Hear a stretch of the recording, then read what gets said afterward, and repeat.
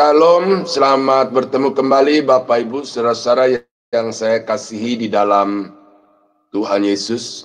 Kita bersyukur pada hari ini kita bertemu kembali dalam keadaan yang kuat, beriman kepada Tuhan, kuat secara jasmani, sehat, dan kita bersyukur bahwa Tuhan selalu mencukupkan semua kebutuhan-kebutuhan di dalam hidup kita hari lepas hari. Pada hari ini kita akan merenungkan satu bagian firman Tuhan. Namun sebelumnya mari kita tunduk kepala, kita berdoa. Bapa Surgawi, Bapa yang Maha Mulia yang kami kasihi di dalam Yesus Kristus, terima kasih Tuhan memberikan kami kembali kesempatan untuk boleh merenungkan firman-Mu, dan kami berdoa supaya firman Tuhan yang akan kami renungkan ini kami dapat mengerti, dan kami dapat menjadikan sebagai pedoman, bahkan juga target pencapaian di dalam kehidupan kami sebagai anak-anak Tuhan.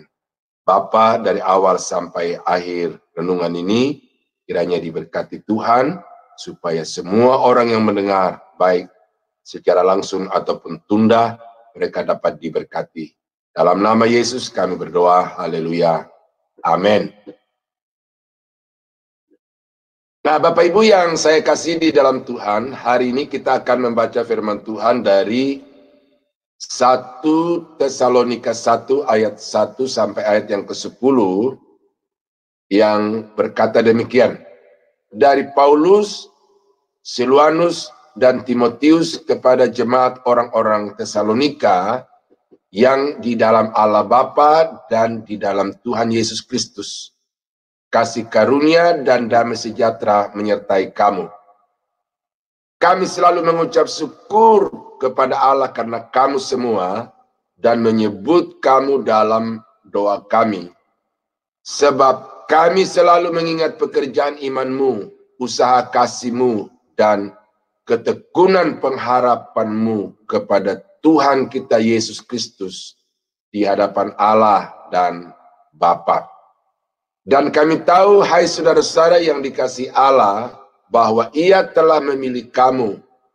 Sebab Injil yang kami beritakan bukan disampaikan kepada kamu dengan kata-kata saja, tetapi juga dengan kekuatan oleh Roh Kudus dan dengan suatu kepastian yang kokoh. Memang kamu tahu bagaimana kami bekerja di antara kamu oleh karena kamu. Dan kamu telah menjadi penurut kami dan penurut Tuhan. Dalam penindasan yang berat, kamu telah menerima firman itu dengan sukacita yang dikerjakan oleh Roh Kudus. Sehingga kamu telah menjadi teladan untuk semua orang yang percaya di wilayah Makedonia dan Akaya. Karena dari antara kamu firman Tuhan bergema, bukan saja di Makedonia dan di Akaya saja, tetapi di semua tempat telah tersiar kabar tentang imanmu kepada Allah, sehingga kami tidak usah mengatakan apa-apa tentang hal itu. Sebab mereka sendiri bercerita tentang kami, bagaimana kamu sambut, dan bagaimana kamu berbalik dari berhala-berhala kepada Allah untuk melayani Allah yang hidup dan yang benar, dan untuk menantikan kedatangan anaknya dari surga yang telah dibangkitkannya dari antara orang mati, yaitu Yesus yang menyelamatkan kita dari murka yang akan datang. Nah, demikianlah pembacaan firman Tuhan pada saat ini, saudara-saudara yang terkasih. Dan untuk dapat menguraikan 10 ayat ini, akan saya fokuskan kepada ayat yang ke-7 yang dikatakan bahwa sehingga kamu telah menjadi teladan untuk semua orang yang percaya di wilayah Makedonia dan di Akaya. Bahkan kalau kita baca selanjutnya, bukan hanya di Makedonia dan Akaya, tetapi di mana-mana tempat tersiar kabar tentang jemaat yang ada di Tesalonika ini. Ini sesuatu kondisi hidup jemaat yang perlu untuk kita teladani, ya, dan juga perlu kita pahami apa-apa yang jemaat di Tesalonika ini telah capai dan lakukan, sehingga Paulus di dalam penemuannya, karena dia berkeliling dari satu kota ke kota, dari satu desa ke desa untuk menemui jemaat-jemaat Tuhan, dan kemanapun, dimanapun Paulus berjumpa dengan jemaat-jemaat, maka mereka mendengar kabar tentang jemaat di Tesalonika di wilayah itu. Dan itu Paulus kemudian berkesimpulan bahwa kamu telah menjadi teladan bagi orang-orang percaya di mana-mana kami pergi untuk mengabarkan Injil. Itu di sana kami mendengar tentang orang bercerita bagaimana kamu beriman kepada Tuhan. Nah, karena itulah saudara, maka saya beri judul renungan kita pada hari ini, jemaat yang menjadi teladan. Ya, ayat yang ke-7 sebagai landasannya, sehingga kamu telah menjadi teladan untuk semua orang percaya di wilayah Makedonia dan di Akaya. Nah, bagaimana sampai jemaat itu bisa menjadi teladan? Maka tentu ada sesuatu yang mereka hasilkan. Saya sebut di sini kualifikasi. Ya. Kalau dari jemaat di Tesalonika kita sudah belajar apa yang mereka lakukan, maka untuk saudara bisa dapat menjadi jemaat teladan ke depan, maka ada standar, ada kualifikasi hidup kekristenan yang wajib untuk saudara capai dan wujudkan di dalam kehidupan saudara, supaya saudara dan saya juga dapat menjadi teladan.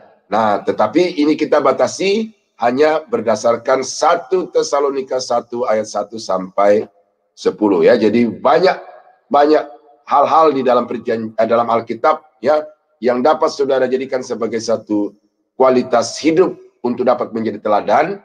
Tetapi apa yang saya akan sampaikan beberapa sesi ke depan ini hanya terbatas di dalam 1 Tesalonika 1 ayat 1 sampai ayat yang ke-10. Nah, apa yang membuat jemaat di Tesalonika itu dapat menjadi teladan? Kualifikasi hidup macam apa yang mereka telah tunjukkan sehingga mereka dapat menjadi teladan? Itu dikatakan di dalam ayat yang pertama, bahwa mereka telah memiliki posisi iman yang benar. Ya, memiliki posisi iman yang benar. Dari Paulus, Silwanus, dan Timotius kepada jemaat orang-orang Tesalonika yang di dalam Allah Bapa dan di dalam Tuhan Yesus Kristus.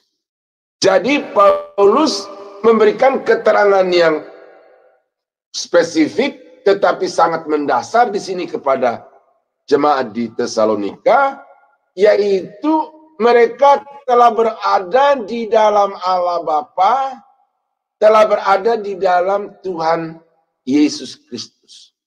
Jadi mereka bukan sekedar orang yang beragama, bukan sekedar orang yang berbakti, melakukan ritual-ritual Kristiani, tetapi mereka adalah orang-orang yang sungguh-sungguh telah memiliki personal relationship, ya, hubungan yang sangat pribadi dengan Kristus dan dengan Bapa. Dan itu sebabnya maka ini merupakan satu kebanggaan Paulus terhadap jemaat di Tesalonika itu, dan karena itu dia berkata, kami selalu mengucap syukur, dan karena posisi iman yang demikian sangat-sangat bagus juga, maka itu sebabnya mereka dapat menjadi teladan kepada jemaat-jemaat di tempat-tempat yang lain. Nah, ini sangat mendasar saudara-saudara, ya, karena dalam situasi di mana kita hidup sekarang ini, secara kuantiti, ya, saya lupa ini statistiknya, tetapi di seluruh dunia, kalau Kristen Katolik itu disatukan, maka dia merupakan populasi religius yang terbesar di seluruh dunia. Ya. Jadi secara kuantiti, mayoritas dunia ini adalah orang-orang Kristen. Kelompok terbesar orang-orang beragama.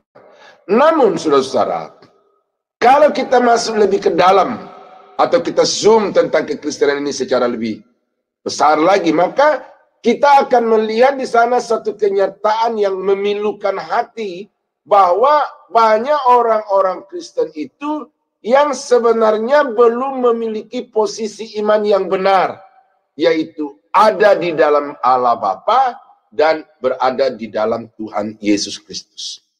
Mereka sangat fanatik terhadap agama, mereka sangat fanatik terhadap denominasi gereja, bahkan kemudian belakangan ada orang-orang yang begitu fanatik dengan pemimpin-pemimpin mereka, dan karena sikap fanatis itu, maka mereka tidak bergaul, enggan bergaul, bahkan cenderung memisahkan diri dari kelompok-kelompok Kristen yang lainnya di lingkungan mereka. Bahkan kemudian mereka bersaing dan berseteru dengan gereja-gereja yang lain, hamba-hamba Tuhan yang lain. Itu saudara percaya atau tidak percaya, terima atau tidak terima, itu realita kehidupan kekristenan sekarang ini di Indonesia. Ya. Kasus yang terbaru yang saya dapatkan melalui YouTube itu adalah ada dua gereja yang saling berseteru. Gereja itu saling berdekatan, bertetangga. Ada dua pimpinan gereja yang saling bersaing satu dengan yang lain. Dan karena itu yang satu mengambil bulldozer kemudian meruntuhkan gedung gereja yang menjadi saingan di sampingnya itu. Itu satu fakta. Bahwa mereka begitu fanatik dengan kekristenan, mereka begitu fanatik dengan gereja, sehingga menganggap orang-orang yang ada di luar gerejanya itu adalah musuh. Dan oleh karena mereka adalah musuh, maka mereka harus dienyakan, harus dihancurkan. Dan itu fakta sejarah. Nah, jadi karena itu saudara, maka kita melihat keteladanan kekristenan itu langka sekarang ini. Pendeta-pendeta yang saling mengancam, pendeta-pendeta yang saling maki-memaki, guru-guru sekolah tinggi teologi yang juga saling maki-memaki oleh karena perbedaan penafsiran. Bukankah itu satu contoh konkret bahwa yang namanya keteladanan hidup dari orang-orang Kristen itu hilang sekarang ini? Maka Paulus memperlihatkan kepada kita bahwa jemaat yang dapat menjadi teladan adalah jemaat yang sungguh-sungguh memiliki posisi iman yang benar, yaitu bukan beriman kepada agama Kristen, bukan beriman kepada denominasi gereja, bukan beriman kepada pendetanya, tetapi mereka betul-betul berada dan beriman kepada Bapa di dalam Bapa, beriman kepada Yesus dan tinggal di dalam Yesus. Orang-orang yang memiliki posisi iman seperti ini, saudara-saudara, maka dengan sendirinya akan terrefleksi, akan terungkap dari dalam dirinya betapa dia memiliki kasih seperti Bapa, betapa dia memiliki kasih seperti Yesus, kesiapan untuk berkorban sama seperti Yesus, dan karena dia meneladani atau mempraktekkan kehidupan Kristus di dalam dirinya, maka secara otomatis dia dapat menjadi teladan bagi orang-orang yang ada di sekitarnya. Filipi pasal 3 ayat 7 sampai ayat yang ke-9. Tetapi apa yang dahulu merupakan keuntungan bagiku, sekarang kuanggap rugi karena Kristus. Malahan segala sesuatu kuanggap rugi karena pengenalan akan Kristus Yesus Tuhanku lebih mulia daripada semuanya. Oleh karena dialah aku telah melepaskan semuanya itu dan menganggapnya sampah, supaya aku memperoleh Kristus dan berada dalam Dia, bukan dengan kekuatanku sendiri karena mentaati hukum Taurat, melainkan dengan kebenaran karena kepercayaan kepada Kristus, yaitu kebenaran yang Allah anugerahkan berdasarkan kepercayaan. Ini kesaksian Paulus di dalam hidupnya. Dulu dia begitu fanatik dengan agamanya. Dulu dia begitu fanatik dengan ritual-ritual keagamaannya. Sehingga kalau ada orang-orang yang mau hidup bertentangan dengan apa yang dia yakini secara agama Yahudi, dengan ritual-ritual agama Yahudi yang berbeda dengan itu, maka Paulus tidak segan-segan untuk bertindak berdasarkan otoritas yang ada pada dirinya. Tetapi kemudian setelah dia bertemu dengan Yesus, ternyata yang di dalam Kristus itu jauh lebih mulia, jauh lebih indah, jauh lebih berharga dibandingkan dengan apa yang dia peroleh berdasarkan agama, berdasarkan status keagamaan dan jabatan di dalam keagamaannya itu. Nah, jadi dengan pengalaman hidup itu dia sekarang menemukan jemaat di Tesalonika itu di dalam posisi yang demikian. Bahwa bukan sekedar orang beragama, bukan orang yang sekedar berbakti, tetapi betul-betul orang yang memiliki satu hubungan yang sangat pribadi dengan Yesus, dengan Bapa, dengan Allah. Dan karena dia memiliki relasi yang begitu intim dengan Bapa, maka kemudian hidupnya dapat menjadi teladan. Nah, saudara-saudara yang kekasih, mari pada hari ini coba kita mengintrospeksi diri sendiri. Sebagai jemaat, sebagai aktivis gereja, sebagai majelis, bahkan sebagai hamba-hamba Tuhan. Bagaimana kita bersikap kepada orang-orang yang ada di sekitar kita itu? Apakah kita sudah bersikap sama seperti Bapa bersikap, seperti Yesus bersikap? Atau kita masih dibatasi dengan tembok-tembok gereja, dengan merek denominasi dan lain sebagainya? Kita masih membangun relasi berdasarkan untung rugi. Kalau dia menguntungkan kita mengasihi, tetapi kalau dia merugikan kita robohkan, seperti yang terjadi di YouTube itu.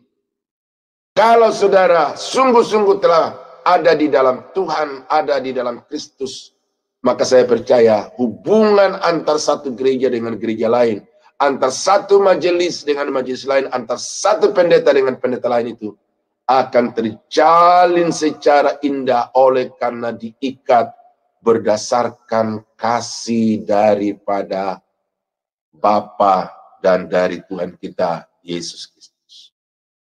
Maka orang-orang yang memiliki posisi iman sama seperti jemaat di Tesalonika, maka jemaat itu akan dengan sendirinya menjadi teladan bagi orang-orang Kristen yang lainnya. Nah, yang kedua, apa yang membuat jemaat di Tesalonika ini menjadi teladan di segala tempat yang di mana Paulus pergi untuk memberitakan Injil adalah karena dari jemaat di Tesalonika itu, iman itu terrefleksi di dalam perbuatan, di dalam tindakan. Ya, Paulus berkata di dalam ayat yang ketiga, sebab kami selalu mengingat pekerjaan imanmu. Nah, pekerjaan iman di sini bukan hanya memberi, menolong dan lain sebagainya, tetapi pekerjaan iman dari jemaat di Tesalonika di sini yang disaksikan langsung oleh Paulus itu bahwa ada sesuatu perubahan yang terjadi di dalam kehidupan jemaat itu dari sebelum dia mengenal Bapa, sebelum mengenal Yesus, menjadi berbeda ketika mereka sudah mengenal Bapa, mengenal Yesus, dan kemudian mereka memiliki hubungan yang sangat pribadi dengan Tuhan itu. Ada sesuatu yang berbeda. Jadi dapat dipahami bahwa yang disaksikan oleh Paulus dari jemaat di Tesalonika ini adalah mereka menunjukkan buah-buah pertobatan itu di dalam hidup mereka. Mereka dapat menunjukkan perubahan hidup sebagai orang-orang yang percaya kepada Yesus. Ini satu prinsip kekristenan yang mutlak harus ada, tetapi ini yang hilang dari kelompok mayoritas kekristenan di seluruh dunia itu tadi. Betul, dulu kafir, tidak mau percaya kepada Yesus, tetapi sekarang percaya kepada Yesus. Namun, kepercayaan itu tidak sekedar pengakuan bahwa Yesus Tuhan, tetapi iman yang benar itu harus juga nampak di dalam perubahan hidup kita. Ya, ada banyak ayat di dalam surat Rasul Paulus tentang hal itu, tetapi saya bacakan satu ayat saja nih, di dalam satu bagian saja, dalam Galatia pasal 1, 21-24 sampai 24. Kemudian aku pergi ke daerah-daerah Syria dan Kilikia, tetapi rupaku tetap tidak dikenal oleh jemaat-jemaat Kristus di Yudea. Mereka hanya mendengar bahwa ia yang dahulu menganiaya mereka, sekarang memberitakan iman yang pernah hendak dibinasakannya, dan mereka memuliakan Allah karena aku.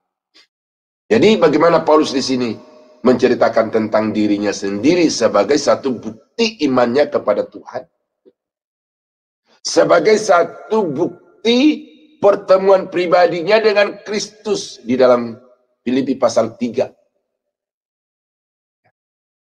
Yaitu bahwa dulu terkenal sebagai orang yang menganiaya orang-orang Kristen. Dulu terkenal sebagai orang yang berjuang secara militan untuk melenyapkan iman Kristen, membinasakan semua orang-orang yang percaya beriman kepada Yesus.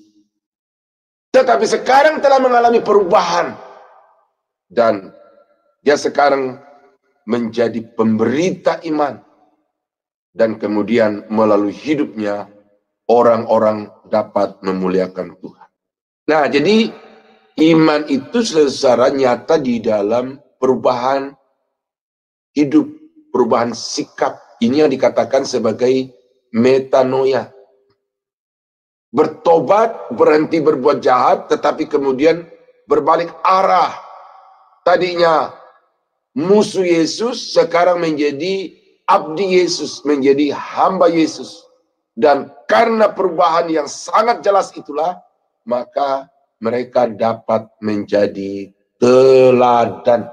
Nah, jadi saudara, apa yang Paulus saksikan dari jemaat di Tesalonika itu sama seperti apa yang dialami, bahwa iman jemaat di Tesalonika itu bukan sekedar iman keagamaan, tetapi betul-betul iman yang hidup oleh karena mereka telah menunjukkan buah-buah dari iman itu, yaitu pertobatan, meninggalkan segala kejahatan, lalu kemudian membaktikan diri sepenuhnya kepada Yesus.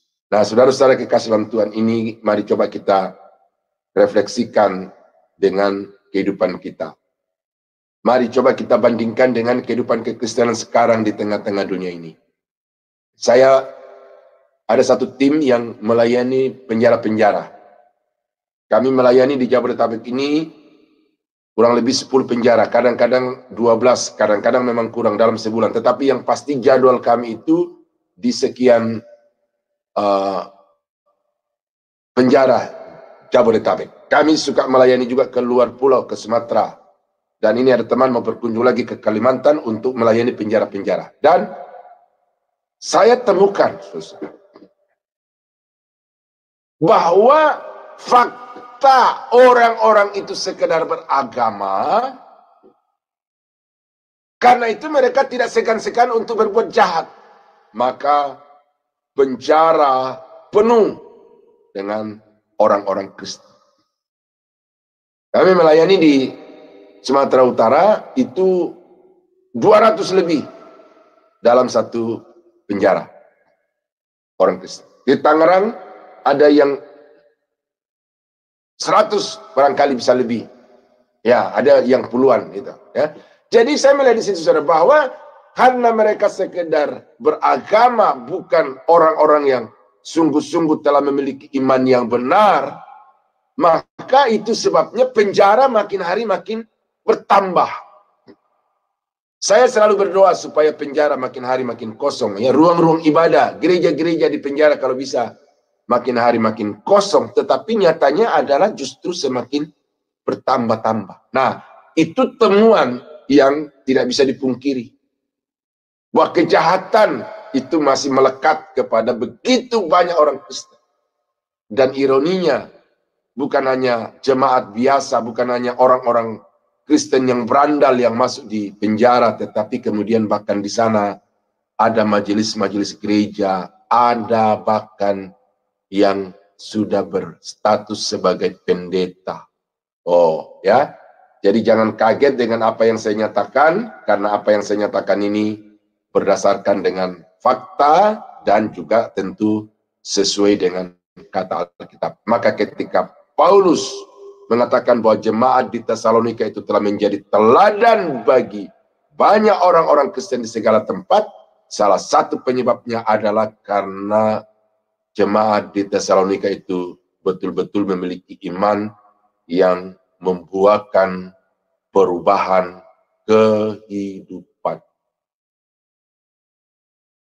Di dalam kitab Efesus, juga dalam kitab Kolose, ketika Paulus berbicara tentang manusia baru, maka dia berkata begini, orang yang mencuri janganlah ia mencuri lagi, tetapi baiklah ia bekerja, supaya dia bisa menolong orang-orang yang dalam kesusahan. Jadi ada perubahan kehidupan, perubahan praktek kehidupan. Nah, itulah yang dapat menjadi teladan bagi orang-orang yang ada di sekitar. Nah, yang ketiga, saudara-saudara, apa yang membuat jemaat di Tesalonika itu dapat menjadi teladan di berbagai tempat yang dikunjungi oleh Paulus? Karena dikatakan di dalam ayat yang ketiga bagian B, sebab kami selalu mengingat usaha kasih-Mu. Jadi tadi iman membuat hidup mereka berubah. Sekarang iman itu mereka nyatakan di dalam tindakan kasih. Nah, ini dikatakan usaha kasih. Jadi memang untuk mempraktekkan ini bukan sesuatu yang gampang seperti membolak-balikan tangan, tetapi untuk dapat merealisasikan iman di dalam satu tindakan kasih itu membutuhkan satu perjuangan, satu pergumulan yang berat. Karena kita menghadapi tantangan dari dalam diri kita sendiri, kita menghadapi tantangan dari luar. Orang-orang yang kita kasih kadang-kadang tidak bersikap sebagaimana yang kita harapkan, tetapi bahkan kadang-kadang menjengkelkan. Dan di dalam diri kita sendiri ada satu sifat yang selalu berusaha untuk menghambat kita di dalam berbuat kebaikan, berbuat kasih kepada orang lain, yaitu sifat egoisme.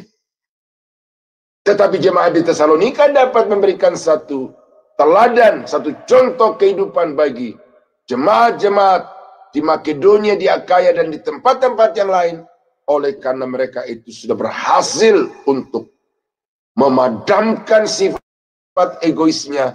Mereka juga tidak peduli dengan sikap-sikap yang menjengkelkan dari orang-orang kepada mereka sendiri, tetapi mereka terus berjuang untuk mewujudkan kasih itu di dalam perbuatan-perbuatan nyata. 1 Tesalonika 3 ayat 12. Dan kiranya Tuhan menjadikan kamu bertambah-tambah dan berkelimpahan dalam kasih seorang terhadap yang lain dan terhadap semua orang, sama seperti kami juga mengasihi kamu. Nah, kata bertambah-tambah di sini, saudara, artinya sudah ada. Pada mereka itu sudah ada kasih. Pada mereka itu sudah ada kepedulian kepada semua orang.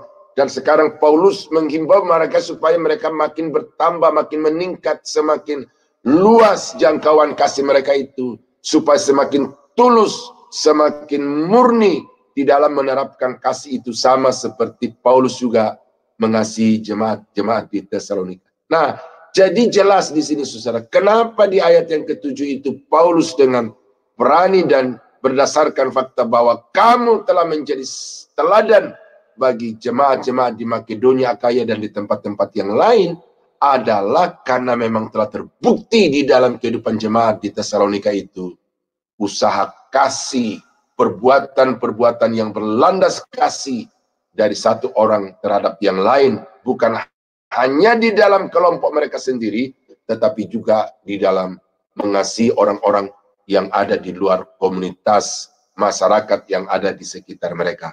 Dan itu membuat mereka sangat efektif di dalam bersaksi dan juga memberi contoh teladan kepada orang-orang lain di sekitar mereka.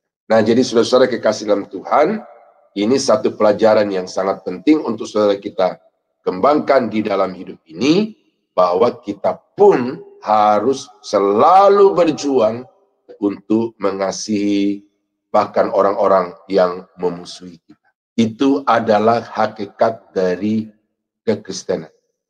Alkitab mengatakan Allah adalah kasih. Paulus mengajarkan supaya kita mengasihi sama seperti dia mengasihi kita. Yesus juga mengajarkan sebagaimana aku mengasihi kamu, demikianlah kamu hendaknya mengasihi satu dengan yang lain. Jadi kekristenan tanpa kasih itu lilin yang ditutup di bawah gantang. Kekristenan tanpa kasih, kekristenan yang tidak akan bisa berdampak. Nah, oleh karena itu, saudara-saudara, mari kita berdoa kepada Tuhan, supaya Tuhan memberikan kepada kita kekuatan, kemampuan untuk bisa mewujudkan kasih ini. Dalam rumah tangga, dalam keluarga, di dalam jemaat, dan juga di dalam masyarakat di mana kita berada. Ini, jangan saudara pikir saya gampang untuk mengatakannya, tetapi ini saya akui sangat berat untuk melakukan, karena mengasihi itu tidak mudah, ya. Mengasihi itu tidak mudah. Kalau orang yang mengasihi kita, kita baik, oh itu mah biasa. Tetapi kalau orang itu memusuhi, membenci kita, itu tidak gampang. Ada 2 pengalaman, bahkan 3, tetapi 2 saja. Pertama, waktu saya masih kecil, bapak saya dipukul orang di depan mata saya, sampai pipi, kuping sebelah kiri bapak saya itu bengkak karena dipukul orang yang tinggi besar dan seorang olahragawan. Itu waktu masa kecil itu bergejolak di dalam diri saya, kebencian, kemarahan, dan selalu saya merancang kapan waktunya saya akan membalas perlakuan orang itu kepada bapak saya. Lalu yang kedua, kakak sepupu tetapi diangkat anak oleh bapak saya, ya. Sehingga dalam keluarga itu dia berposisi sebagai anak yang tertua, ya. Karena kami orang Toraja itu punya tradisi seperti itu. Jadi menyapi anak orang atau anak saudara itu menjadi anak sama seperti anak kandung. Dan kakak saya itu kemudian menolong, tanda petik, ya, menjembatani banyak orang dari kampung kami untuk menjadi pegawai atau dapat kerjaan di Papua. Tetapi kemudian kakak saya ini mau dihantam dengan linggis oleh, ya juga masih keluarga, ya, dan juga orang yang pernah tinggal di rumah kakak saya. Jadi saya dengar itu karena saya sudah di Jawa, tapi ini cerita ini terjadi di Papua. Lalu ketika saya dengar itu, bergejolak di dalam diri saya satu kemarahan yang besar.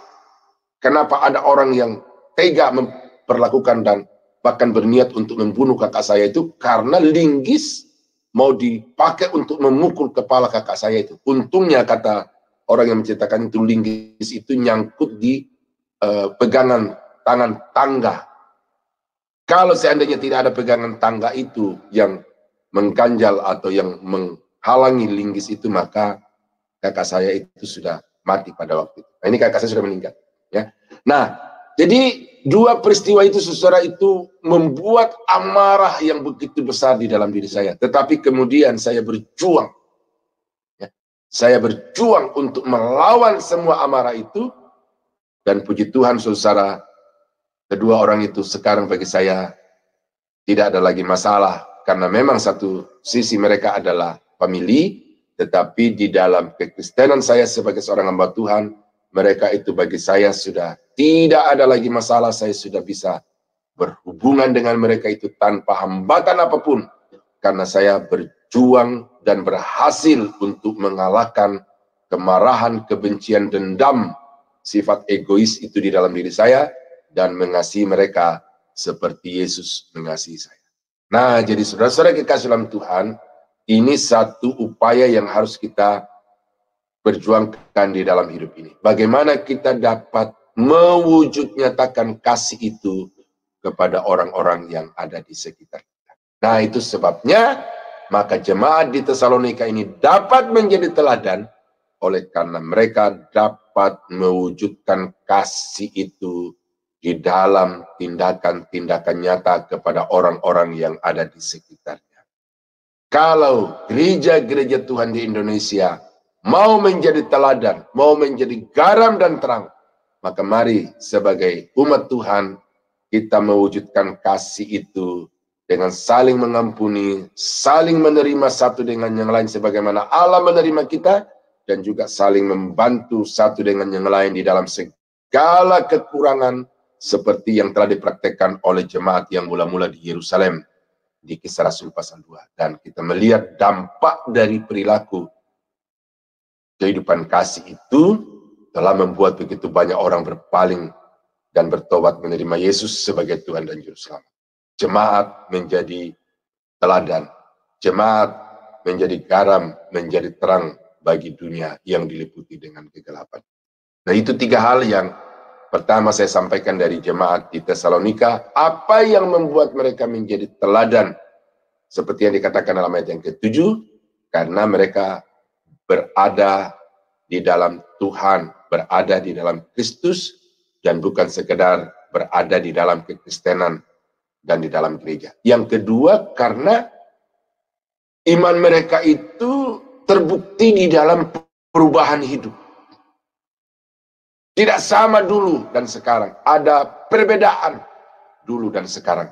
Dan yang ketiga adalah karena mereka itu mau mengupayakan kasih kepada semua orang yang ada di sekitarnya dan juga terutama kepada anak-anak Tuhan.